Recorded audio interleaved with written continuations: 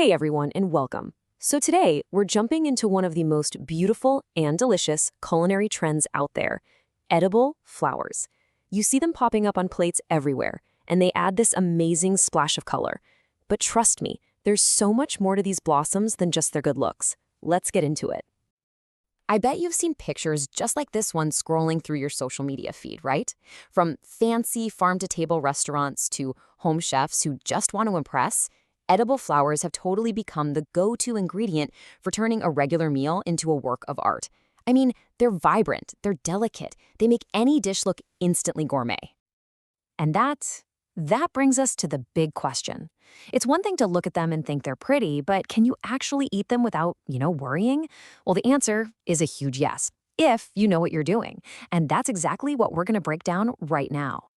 First off, it's worth knowing that this isn't some brand new fad. Not at all. Cultures all over the world have been tossing flowers into their food for centuries. We're talking European, Middle Eastern, and even early American cuisines. Flowers have been loved for their taste and color for a long, long time. We're kind of just rediscovering this awesome tradition. So, before we get to all the fun stuff like flavors and recipes, we have to start with the most important part, and that is safety. Getting this right is absolutely 100% crucial. This quote actually comes from a former chef who shared this crazy story. They failed a culinary exam once, not because the food was bad, but because they put some store-bought flowers on a plate that weren't certified edible. It just goes to show you, for the pros, safety and flavor always come before just making something look pretty. Okay, so where do you actually get flowers that are safe to eat? This is mission critical. Your best bets are going to be from your own organic garden, a farmer's market you trust, or from a store where they are specifically labeled edible. Now, on the other side, you have to avoid flowers from a florist. Why? Well, think about it. Those flowers are grown to be looked at, not eaten. They're almost always sprayed with pesticides that are not safe for us to consume. And the same thing goes for flowers you just find on the side of the road or from a garden where you have no idea what's been sprayed on them. Let's make this crystal clear. These right here are the non-negotiables. If a flower checks any of these boxes, it does not belong on your plate, period. And that last one is the number one rule of them all. If you are not 100% sure what it is, do not eat it. Some flowers are poisonous. It is just never, ever worth the risk. And one last bit of safety advice, especially if you're just starting out, take it slow. Just like with any new food, you want to try one kind of flower at a time and just a little bit. This is a great way to check for any allergies, which is super important if you have things like hay fever or asthma. All right, with the safety talk out of the way, we can get to the really exciting part. What do these flowers actually taste like? You might be totally surprised to find out that a lot of flowers taste like things you already know. Let's take borage, for instance. These gorgeous little blue star-shaped flowers have this cool, crisp taste that is almost exactly like a fresh cucumber. It makes them perfect for salads or for freezing into ice cubes for a fancy gin and tonic. Nasturtiums. These are probably one of the most popular and easiest flowers to grow yourself. And for good reason. They have this amazing, spicy, peppery flavor, kind of like arugula or a radish.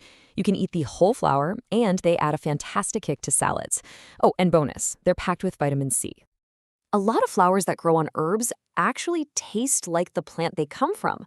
Bee balm, for example, has these petals that taste minty with a hint of citrus. And what about those pretty purple flowers on your chive plant? You can break them up into these tiny little florets that have a really delicate, mild onion flavor. So good sprinkled over a baked potato. And the list just keeps going. Calendula petals are tangy and peppery, and you can even use them to give rice a golden color, kind of like a budget-friendly saffron. Rose petals, as you'd probably guess, are sweet and fruity, perfect for desserts. And begonias? They have this surprisingly tart, citrusy flavor that really brightens up a salad. Feeling inspired yet? The absolute best and safest way to start exploring edible flowers is to just grow your own, and it's way easier than you might think. So let's walk through how you can get your own little edible garden going. First up, a quick gardening 101. You've got annuals like nasturtiums, which live for just one season, so you'll have to plant them again next year. Then you have perennials like bee balm or chives, which will come back year after year. Starting with annuals is a really great low-commitment way to dip your toes in. So here's a super simple 4-step plan for you. First, pick something easy like nasturtiums. Second, Give them a nice sunny spot to grow. Third, when you're ready to pick them, do it in the morning. That's when they have the best flavor. And fourth, to keep them fresh, just pop them in a bag in the fridge with a damp paper towel. See? Simple as that. Okay, once you've picked your flowers, there are just a couple of prep steps. Give them a gentle rinse. For most flowers, you really just want the petals, so pull out those inner parts, the pistils and stamens. And here's a great pro tip. For flowers like roses or marigolds, the little white part at the very base of the petal can be kind of bitter. Just taste it, and if it is, just snip it right off. All right, your flowers are safe, you've grown them, you've prepped them. Now for the absolute best part, using them. Let's get into some really fun and creative ideas. This is a true classic. The big, delicate flowers from a zucchini or squash plant are just perfect for stuffing.